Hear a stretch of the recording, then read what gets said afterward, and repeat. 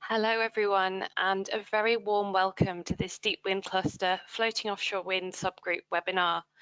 I know it's been a while since we've had a meeting, so I'm really pleased to have a great group of speakers here today. Just to let you know, as this is a webinar, everyone is muted and in listen-only mode.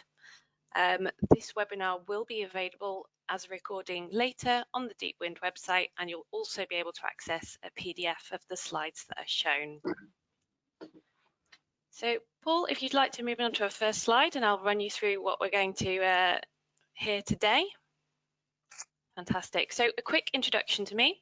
My name's Julia Roop, and I am the co-chair of Deep Wind's Floating Offshore Wind Subgroup. And today you're going to hear from our very own cluster manager, Paul O'Brien. He's going to give you an update on the MOU that was recently signed with the Norwegian Offshore Wind Cluster. And then we're joined by Stuart Brown. He's from the European Marine Energy Centre, better known as EMEC, and he's going to talk about their development of the floating offshore wind test site. And then we move on to Apollo, and they're going to talk about their Palm connector.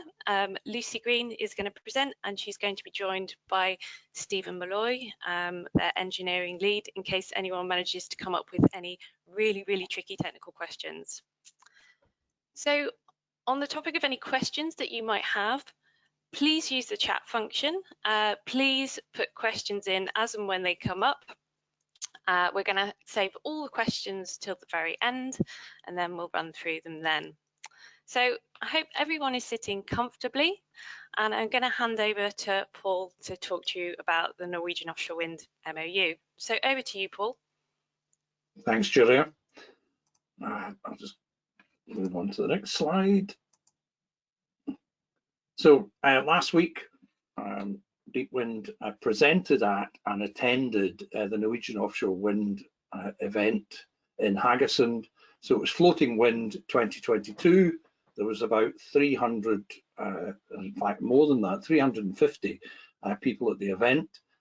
It was all focused on floating wind, and we signed our collaboration agreement with the Norwegian Offshore Wind Cluster on the 8th.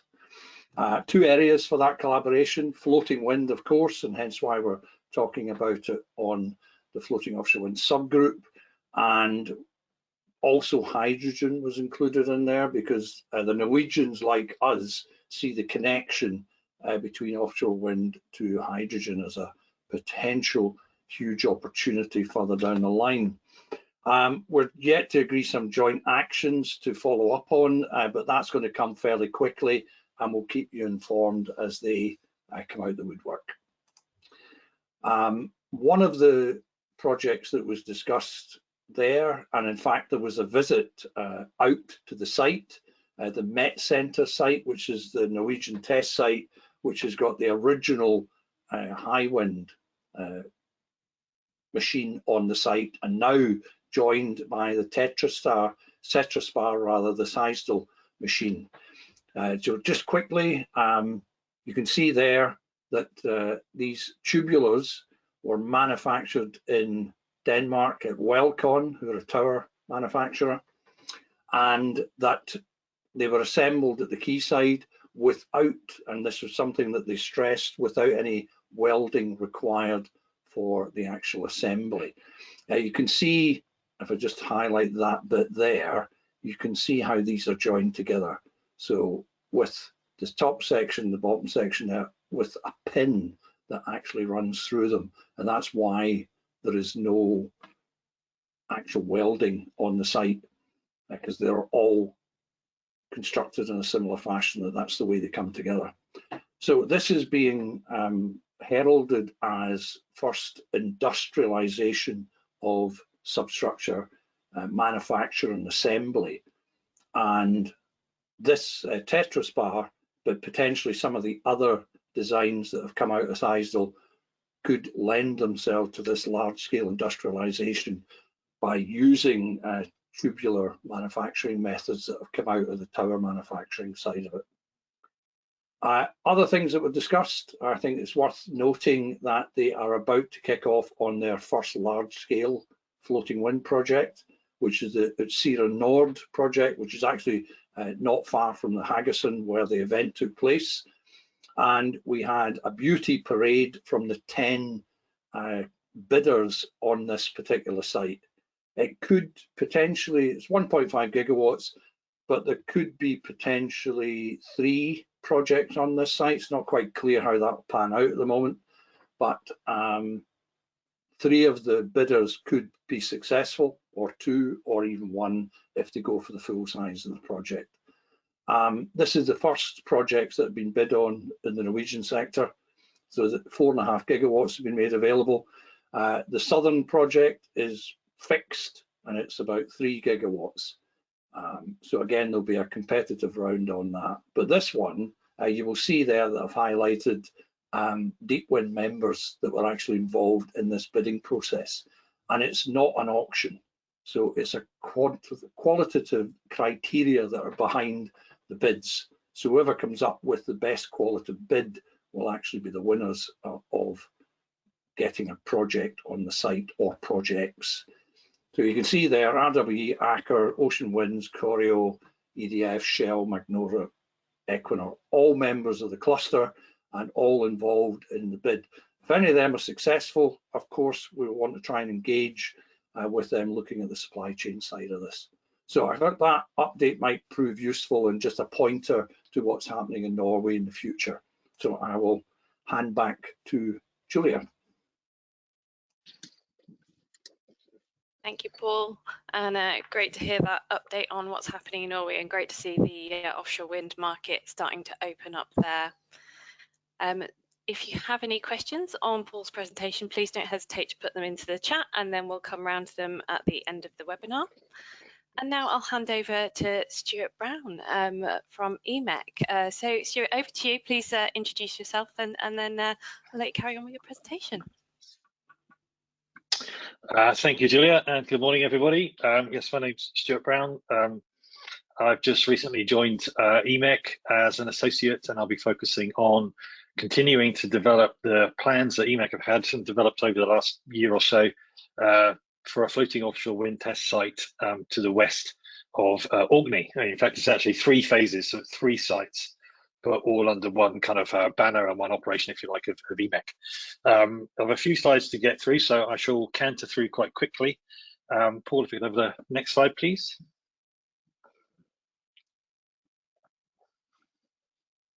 So just very quickly, I won't dwell too long on this, but most people in the sector probably already are aware of EMEC, established nearly 20 years ago on Orkney, a test site for welcoming wave and tidal test devices and technology developers in the first instance. The Billia cruise site, which is off to the west, which is the wave energy site, first opened in 2004. It's grid connected, and that's really where the rest of our phases kind of extend out west from that. And obviously, just if you look at the map there quickly, you can see just how exposed the location is to big North Atlantic winds and waves that go with that. And all of this is a sort of a good setup ready for ScotWind and the other sort of floating projects in the North Sea, Celtic Seas and elsewhere. Next slide, please.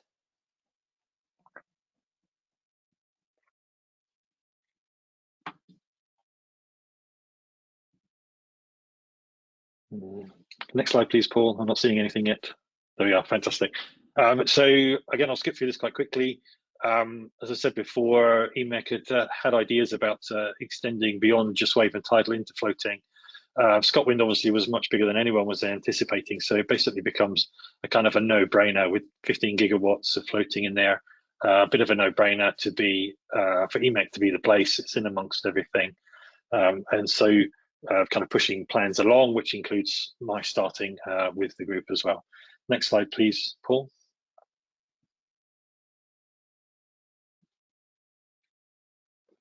So there's quite a bit of work being done so far. Exodus have been helping us quite a bit with a questionnaire that went out in the first instance. And what we were looking to do there is get kind of grab, if you like, needs from the industry and match those to what it's possible to achieve given the site that we have and so on. And then from that, we've kind of built this 3-phase program that I've mentioned We've done work on the costing of that. We've now started to put the resources in place and starting the key early work.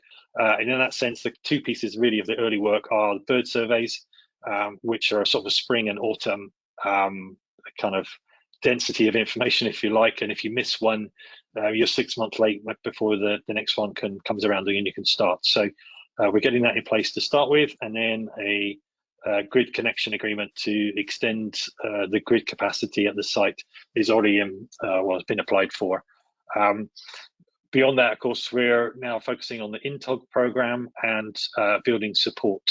If I go back to the idea of the art of the possible and the industry needs as sort of a Venn diagram, unfortunately, it's not quite so much of a Venn diagram with defined boundaries. It's more of a fuzzy cloud of industry needs and a sort of fuzzy cloud of what we could do. So getting that information there and refining those 2 points together and seeing where they overlap, that's really key to us.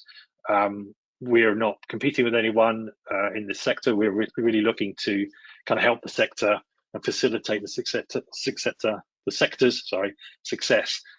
Next slide then, please. And so just while the next slide is coming up, part of this process is getting more engagement beyond just those 30 that we dealt with to start with. So my contact details will be here at the end of this presentation. So invite people to get in touch and help us work, or help us to help you. So 3 phases then are, we start with phase 1, I'll go into more details of each of these, is the existing Billier cruise site, which is sort of 5 wave berths, very close to shore. Then beyond that and further out, maybe 15 kilometers further out, is a larger development site with for full scale turbines. And then beyond that, closer out to the N1 area, apologies, it says feeding into West of Orkney Wind Farm here. That's not the idea. It should be near to West of Orkney Wind Farm. Next slide then, please. Just to avoid any confusion there with Ridge. So focus on phase 1, and there's more meta-ocean and stuff data to come later in the presentation.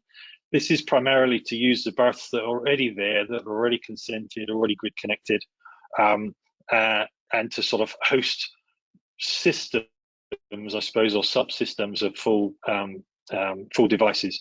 The problem at the minute is because it was consented for wave devices, there's a 12-meter height limit. We might see if we can bury that, but that will take some time. But one of the ideas there, and we've done some work with Blackfish Engineering in Bristol, is to have a sort of a generic kind of floating offshore wind platform onto which we can put different technologies to test. And also it's been configured so that you can have multiple anchoring arrangements as well. So ideally that would be sort of based on station there for a period of time for, if you like, a platform on which other technologies can be tested. Obviously, we're also looking at getting a sort of feedback and input on this about how the sort of refined design would look. Excuse me. For those that did participate in the questionnaire and were aware of the kind of 1A and 1B ideas, 1B was to sort of extend sort of a kind of a small, short length umbilical out into slightly deeper waters. But unless there's kind of a screaming need for that from the industry, it looks like the timing of getting consent for that might sort of mean it's not quite ready in time. But if there is a screaming demand, then yes, we'll look at it again. Next slide then, please. So phase 2 is probably the phase that more people will be interested in. This is further offshore. We having discussions about a sort of 200-meter tip height, whether that's the limit or whether we can go bigger than that. That would sort of limit us to maybe 8 to 10 megawatt turbines, perhaps. But if we can go bigger than 200 meters, then all well and good. It's a deeper site, 70 to 100 meters water depth, quite representative. And of course, it's quite a big sort of wind and wave environment, as I said before. And this will enable kind of proper tests in challenging conditions to prove the technology, to prove deployment, to prove O&M, and satisfy the kind of insurers and due diligence that might come along later and be asking tricky questions on exactly how proven this technology is. This does require a grid upgrades, which is not so much the but it actually is a connection between Orkney and the mainland. This is a 230 megawatt connection, is expected to be delivered in 2026. But there is an opportunity to get out a bit earlier if we're not requiring grid connection. So again, we're interested in hydrogen, in ammonia, in LOHCs, or whatever else that means we can get devices deployed there, but not necessarily dependent on the grid. Stromness is the closest harbour for service and accessing the site, but obviously there's Hatston as well around at Kirkwall, and in Scapa there is a development or proposal to develop a very deep water harbour, which might be more useful further down the line. In which, as with all of the EMEC sites, they're certified and sort of managed by EMEC, and the cost we're looking at for that is around about 30 million, with about 300k a year to run, but we are open for sort of different funding models as well. Next slide, please, Paul. So phase 3 is a little bit further out and somewhat dependent on the phases that come before. We're thinking of this as a sort of full-scale proving zone near to the West of Orkney wind farm, further offshore. One of the areas that's a bit fuzzy is the grid connection, whether it comes across to Orkney or maybe straight down to Dounreay, picking up there. But we imagine this to be a site where turbines up to 20 megawatts can be tested in sort of full and deep water. And this wouldn't necessarily be, well, certainly wouldn't be funded by the state, if you like, in terms of INTOG and so on, but looking for more private funding on that one. So next slide then, please. So kind of the obligatory, what does EMEC bring to the party? Well, we've been doing it for 20 years, so there's this long list here. And next slide, please, Paul. Which is I'll leave you to look at leisure through the PDF and so on. But basically, it comes down to experience, 20 years of it, credibility or certified, capability, lots of team and capability within EMEC, but also in the local supply chain as well, marine contractors, surveyors, all sorts of stuff like that. But perhaps most importantly, for this sector, is it's the right mid-ocean conditions for those that are going to deploy subsequently to Scotland. Next slide then, please, Paul.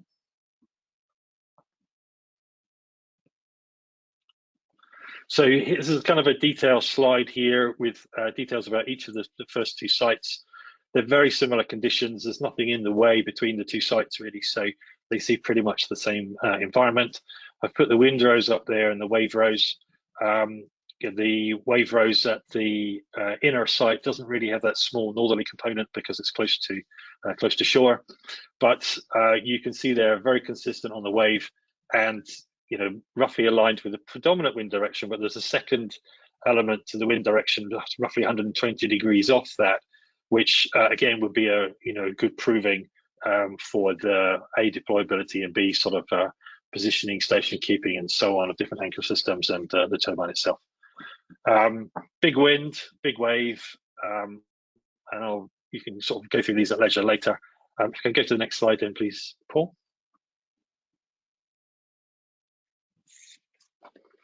So the current work we're doing is continuing this kind of engagement with industry. I'd really invite people to come and email me or phone me after this webinar, or if you've seen it on the cluster website subsequently. We're building up a detailed project plan to meet and align with the industry needs and timings, and that's more about being less fuzzy and more defined. As I said before, we're looking at this offtake agreement with SSE, and kind of exploring phase 3 options there after that. But that is, as I say, further down the line. Obviously, work ongoing with Grand Estate Scotland. INTOG's the most likely route, but not the only option. Building our partners, securing funding, and kind of getting started with these initial work that we need to get done first and foremost. And the overall aim of all of this is for the clients at the site to be able to de-risk their technologies prior to ScotWind, Celtic Seas, round 4, and so on. Next slide, please, Paul. So just on timeline then, what I've done here is overlap the kind of the timelines from ScotWind, from ourselves for the phase 2 site, and one of the developers there. So the red line's going down. Obviously, the left one is kind of like the starting gun of the order of the lease. The second line from the left is phase 2 when it becomes energized, excuse me, with this cable. Then roughly where financial close or final investment decision takes place. And then there's a kind of a period afterwards. I've called it there the tweaks limit. This is probably the last opportunity to incorporate any changes that might be required after testing. Next slide, please, Paul. And so for the grid connected sites, this slide shows the rough kind of boundary or timescales you've got to actually get testing. The upper one is sort of prior to financial investment decision. It's 19 months. It's not too bad. 2 winters if you're happy to deploy in winter, which itself would be a good test.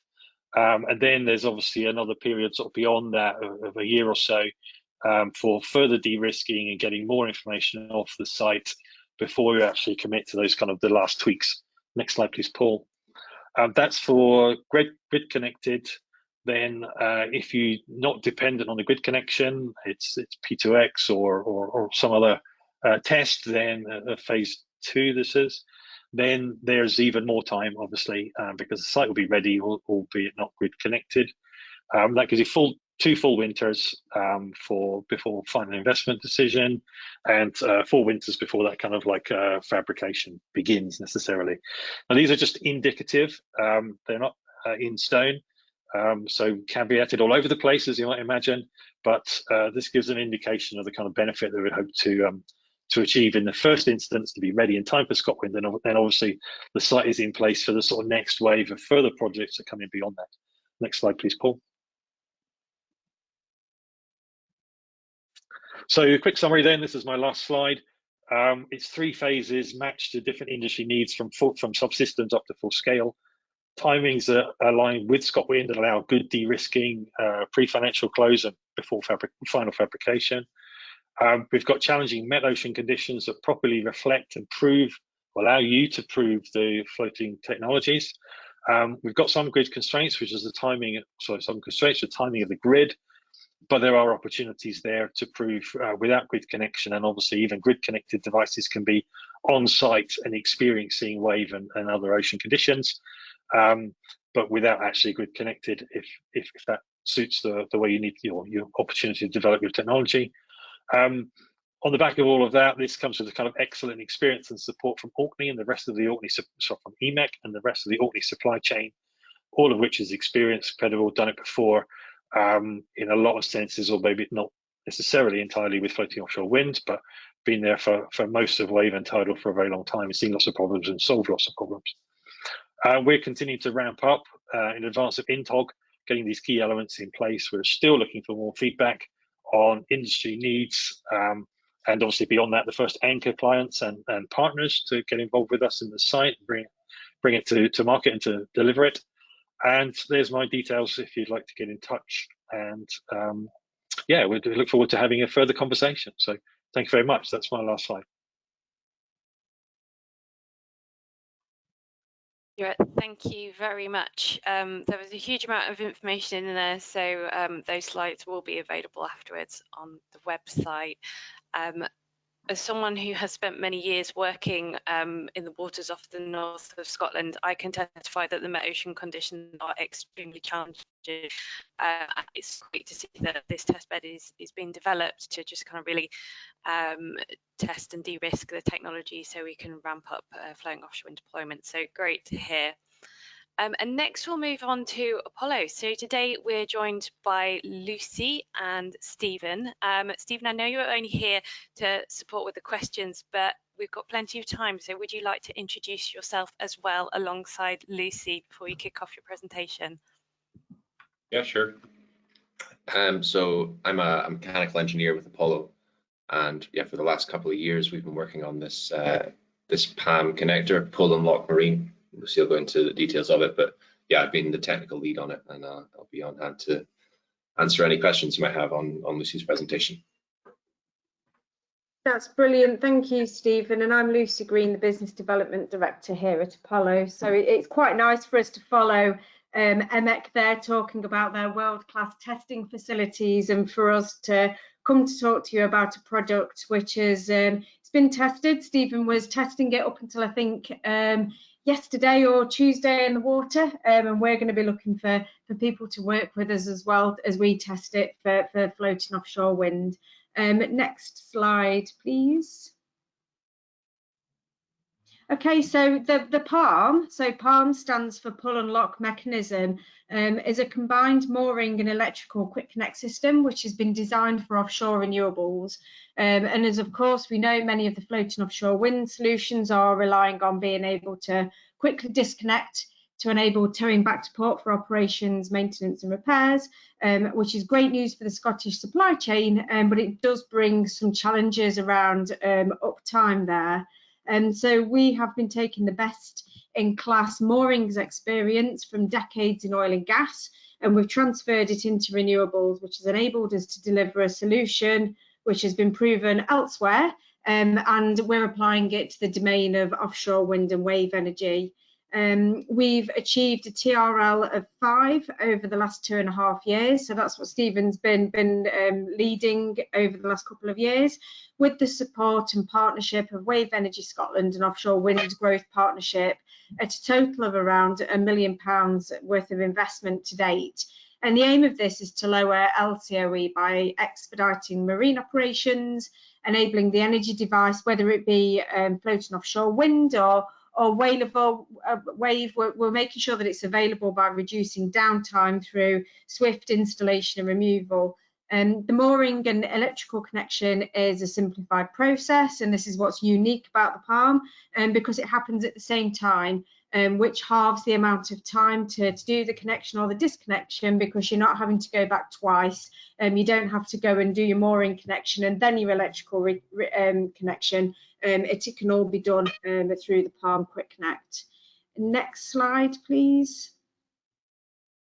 So where did we start? So we started by looking at FPSOs, which Apollo has a great deal of experience in, and we did a lot of work looking at how moorings join onto FPSOs, and we know that some things work better than others, and we brought this together to create the device that you can see in the middle of the screen there.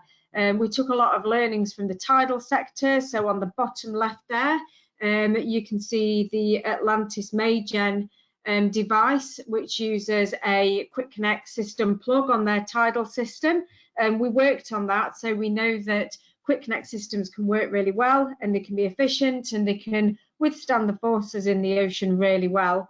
On the right hand side there you can see some simple boats, and we've avoided using lots of moving parts and complex parts that are super expensive, have got a high chance of breaking offshore, and as the years go by, you know, through the lifespan of an array, they'll break and they'll be hard to source for spares and repairs. So we've worked really hard to simplify all of that and keep the component count down.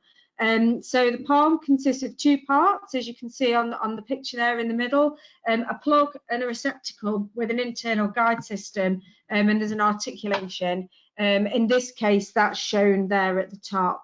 In the middle of this, there are commercially available wet mate connectors. So we aren't investigating the wet mate connectors, we're creating a mechanical system that allows all of this to come together. So next slide, please.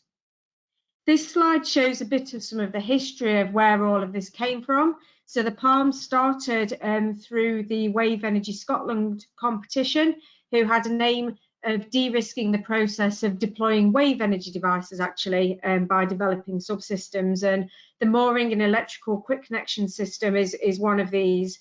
So the Apollo PALM system has been through several competitive rounds where they down selected a number of different quick connect systems that were being developed, and we got through to the final stage, which we've just successfully completed. So to get there, the PALM was really judged on its technical merit, but also on its commercial potential. And as I say, we're really proud to be able to say that it's made it through to the final physical testing phase and passed with flying colours, which I think is the headlines there. Next slide, please.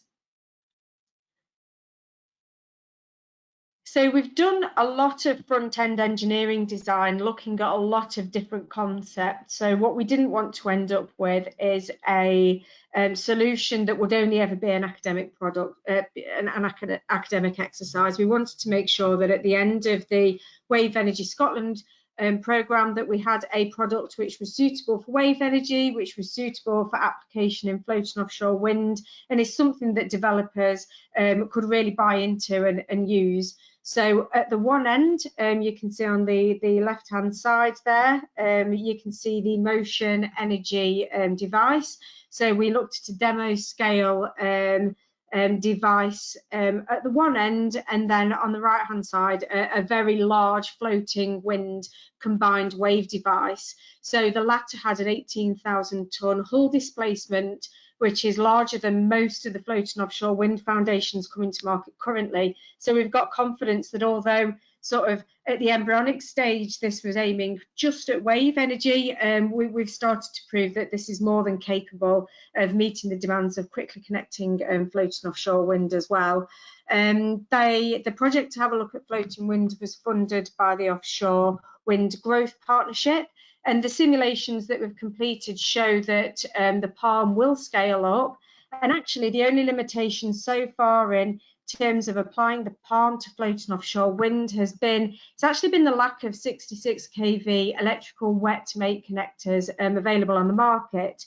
But I'm really pleased to say that we've been working with a couple of partners over the last 3 months, and there is a party out there that has a 66 kV wet mate connector, so this actually isn't a barrier anymore. It's just something that we're going to move forward with. Can I have the next slide, please? So this slide shows really that there are different configurations which suit the palm really well. So there on the left, I think we've got the single point mooring, which a lot of the floating offshore wind foundations are leaning to. So you can see on there that the mooring and the electrical connection comes through a single node, and it allows weather vaning around the mooring, which is really attractive. On the other hand, we can see on the right hand side that it does also work as well on spread moorings, and you can have the mechanical and or the electrical connection to suit, depending on what configuration is desirable for the product. Next slide, please.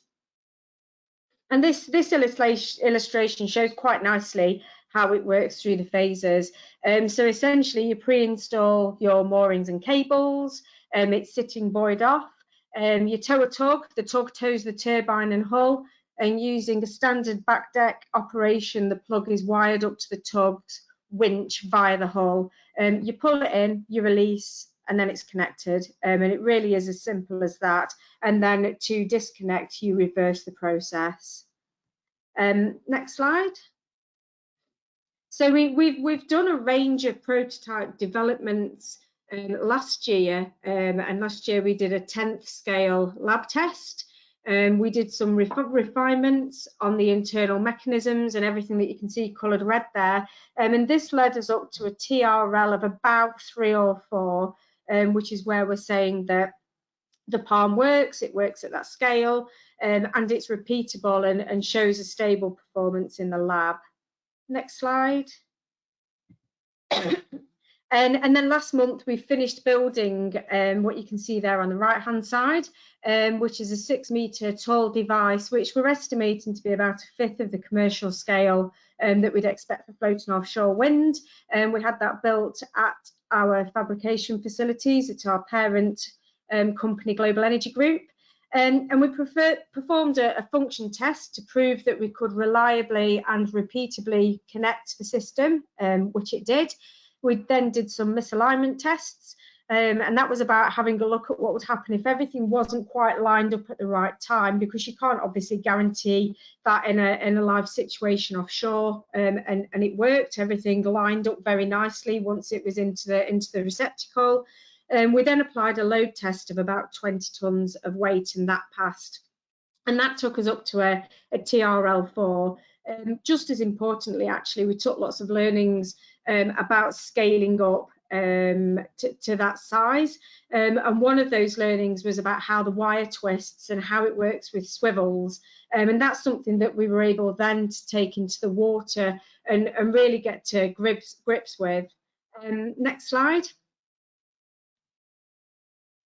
So this is really exciting for us actually, and it's hot off the press. I think this photo was taken at the weekend, in fact, and we completed the testing only yesterday. So the Palm was mounted on a workboat for in-water testing, and we successfully transited to the Aberdeen New South Harbour for testing. And we're quite pleased to say, I think we were the first commercial users of the new harbour, which is either another Deep Wind member, and we were really quite excited to be the first commercial users there. We're really pleased to say that we made repeatable operations in the water. Using the boat's winch, we were able to make a connection in the water, and we repeated that operation more than 20 times in a sequence. So we've got a lot of confidence that the product works. It works in the water. It does exactly what we need it to do. We had a lot of learnings on the boat, mainly around handling and rigging, before we achieved the successful pulling connections in the harbour. But that's the whole point of doing these testings. We wanted to learn from this, and we did. We've got lots of design and operational learnings to take forward to the next stage of the project, which is really scaling up for floating offshore wind. Next slide, please. So here we are. We've got some various photographs from last week and over the weekend. So on the left-hand side, you can see the assembly. You can see the receptacle that's going to be going into the water. The top picture there is the new harbour. You can see a picture of the device in the water there, and then on the pallet is a load-out monitor. On the next slide, we've got some very high-level screenshot of some of the commercial evaluations. So I mentioned for us to get anywhere with Wave Energy Scotland, we need to make sure that this product is commercially viable. So in the summary table, the calcs are obviously more elaborate, but it illustrates comparing what a base case where you do the moorings and then you do the cables using conventional methods compared to using the Palm, and then the comparison there is if you do them both in one go, and that's for a full array scale in floating offshore wind. We think the capex is reasonably similar, but as you can see, the gains are made during the operation in reducing costs, operation time, and then actually the downtime of the wind farm itself, which is obviously important, as a lot of the ScotWind developers have got an O&M strategy where you bring in the devices back to port. And then the final slide, I think, as I've sort of whizzed through the last 2.5 years of certainly Stephen's life there, is really where we are now. So we're at a TRL 5. We understand the risks of the project and we understand the rewards, and we've learned a lot. We're now looking for floating offshore wind developers to work with us and our partners to scale this up and take it further down the TRLs. We're looking now to take this forward to a pre-commercial design and testing programme for a 66 kV compatible and something that's array deployable as well, leaning towards the INTOG round, and of course ultimately to be able to have this deployed in ScotWind. So I guess at the end of this, if you've got any questions, Stephen and I will be here to answer them. But if you'd like to be involved in the next stage, or you've got any questions in the future, please don't hesitate to reach out to either Stephen and I, and our contact details are just on the sort of backslide of this presentation. So thank you very much, everybody, for listening to that.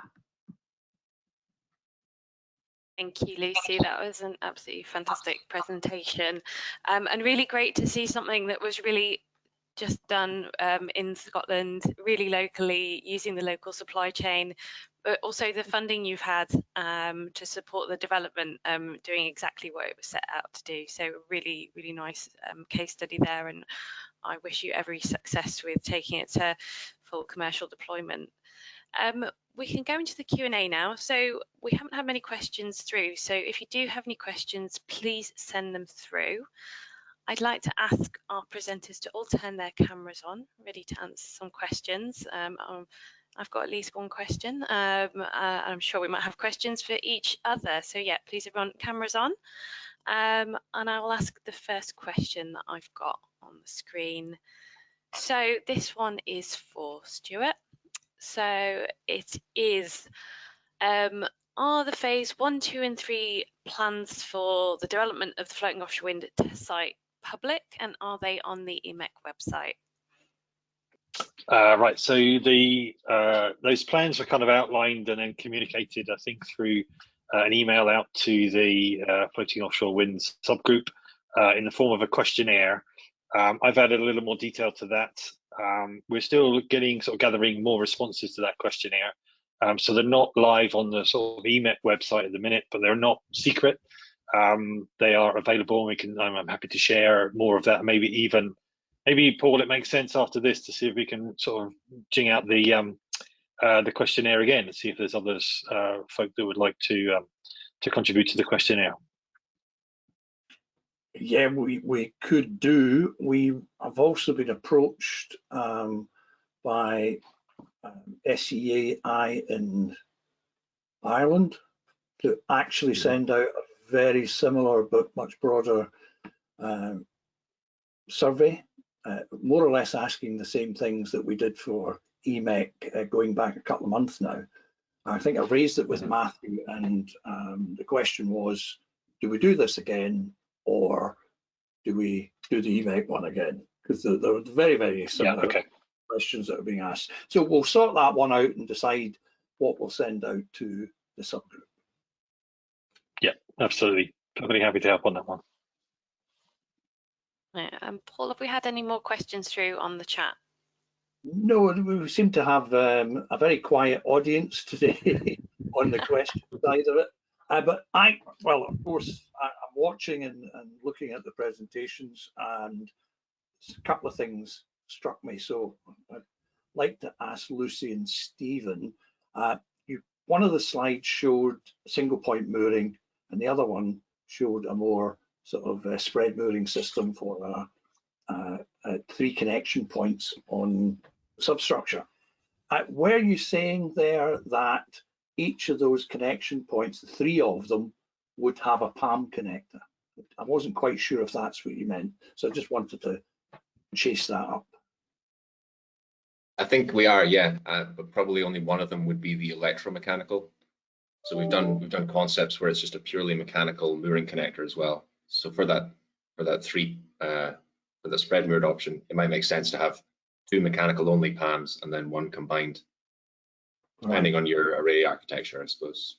And my follow-up to that is, cost-wise, how do you think that compares to a normal spread mooring system with those 3 connections? That's something we'd like to explore and put some numbers to. Yeah, we don't have a full case study of the PAM in that kind of a system, but that's one of the next steps as a project we'd really like to do, to build a concept around that kind of arrangement and work out the commercial side. Right, good. I just on when we were in Norway last week, we had 6 presentations from 6 substructure design companies, and 5 of them were single point moorings with Wennerveining. So there's your target audience right there. We can tell you who the 5 of them were. So it might be, if you want to take out complexity in the turbine by not having it yawing and having the whole thing revolve around a turret mooring, very similar to what you're proposing with the PAM, that might be quite a big market for you out there in single point mooring systems. So one to watch. We've got another question as well. Again, it's for yourselves, Apollo. How does your quick connect system change for wave energy or floating offshore wind? Is it the same? So the mechanical side essentially is, yes. Yeah, I'm aware we didn't go into the sort of internal details of it much in that presentation. Something we're happy to do in another conversation. But yeah, the mechanical side of it, it's basically like a big ballpoint pen, in a sense that there's a single actuation to connect and disconnect, and it's a winch line pulling up and lowering down. And as it's going up, there's a guide system that forces a rotation of the male piece, the plug inside the receptacle, And when we go from wave up to wind, we essentially just scale that mechanical concept. It stays as it is, and all that's really changing and really driving the size is the electrical wetmates inside it. But yeah, it's essentially the same mechanical system. Lucy mentioned working with floating power plant, who are also a member of the cluster, and talking about up to 1,100 tons. What sort of does that do to your current size? Is it double? Is it 3 times? Can you give a sort of feel for what the increase in size would be of the actual device? It's probably more like 10 times compared to the one we've just tested. Yeah, I don't have the numbers to hand, but I think like the length of the plug piece was something like 15 or 20 meters long. Right. Okay. But well, just yeah, trying to get interestingly, just to get a sense of it. So yeah. So any of the fabricators that are on would be interested in looking at that as a future option for manufacturing. So just trying to get a feel for how big that might actually be when it's required. Okay. Now, we don't seem to have any other questions from the audience. I've got one more for Stuart. Stuart, the EMEC site has been testing wave Billy Crew for quite a long time. You mentioned just about 20 years. I think it was the first site rather than it came first, and then the tidal site was added at a later date. But Lucy mentioned floating power plant, which is a hybrid system with wave and wind power on the same platform. Do you see that that would be attractive as well for anybody like them coming to EMEC, where you've got the wave resource and the wind resource at the same time? Yeah, absolutely. And I think that's one of the reasons why I kind of highlighted those, the wind and wave rows. I mean, it's quite an energetic wave environment as well as being a kind of big wind environment. So where those misalignment elements come in, then going back to your other question about the kind of 3-point floater, 3-point mooring versus a single point, that's where something that technologies that we could test and see how they deploy at EMEC. Certainly floating power plant, and I have to confess that before I joined, I'm actually an investor in floating power plant on the Cedars round. I think it was Cedars or Crowdcube, I can't remember one of those.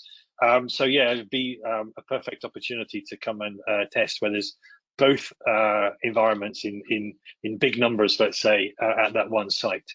Does that answer your question? I do have another question actually for Stephen, which relates to that 3-point mooring as well. If I've sufficiently answered your question, Paul.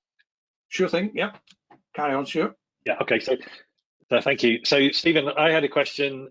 Obviously, when you've got 3 of the sort of devices attached one to each of the cans on the floater, at some point when you're deploying or recovering, you get to a point where all the weight is on one pin because you've taken the other 2 off and you're waiting for one. Is your device sort of a size for that sort of load, or is there some other sort of strategy where suddenly 3 tugs all go at once and all unlatch at once, which doesn't seem very safe to me? But I'm happy to hear your answer. Yeah, definitely one at a time. I guess they'll be designed for the very worst case survival conditions, and then you wouldn't be connecting and disconnecting in such conditions. So you'd have a weather window on it to limit those loads. I think you might also need a tensioner in the lines potentially, just to manage things as you're connecting and disconnecting. I'm not sure about that one, but yeah, so again, something we'd like to explore with a structure designer, just looking at all of this as one big system rather than the anchor specialist designing that, the mooring people doing their thing, and us designing our connector in isolation. I think it's important to look at these things as one big system. Yeah, and then obviously when you want to kind of show to a crowd of people in a rib that this is how you do it, then I think I know the place that you could do that. Yeah, we'll give you a shout. I wonder where. Okay. If anybody else, any other questions that have cropped up? There's nothing else from the audience. So I think it's a case that we're going to give everybody 10 minutes back and we can finish early. Julia, over to you just to wrap up the session. Great. Well, thank you very much.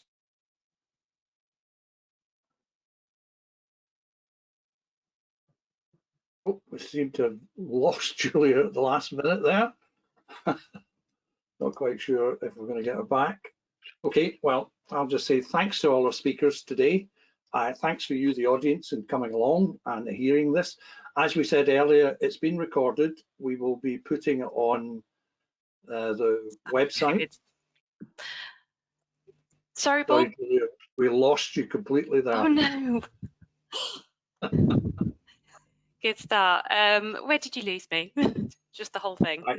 Yeah, we were just saying that we'll just wrap it up there, and that the recording and a PDF of the slides will be available on the Deep Wind Offshore Wind website, and we'll send out a link to everyone once we've got. Takes a while to upload the video. That's the bit that takes the longest. But once we've got that, we'll send a link out to everybody. In fact, we'll send it out to the whole of the offshore wind, floating wind subgroup, so that everybody can access that, because I think it's really important information that we've delivered today, and we want as many of the subgroup to access it as possible. Julia, just final word. Well, a big thank you to our audience and our presenters, and yeah, keep watching the Deep Wind emails for updates on our next events, which we hope to have in person. So yeah, thank you everyone, and I wish you all the best for the rest of your day. Thanks everyone. Thank Bye you, bye. Julia. Bye-bye. Bye now.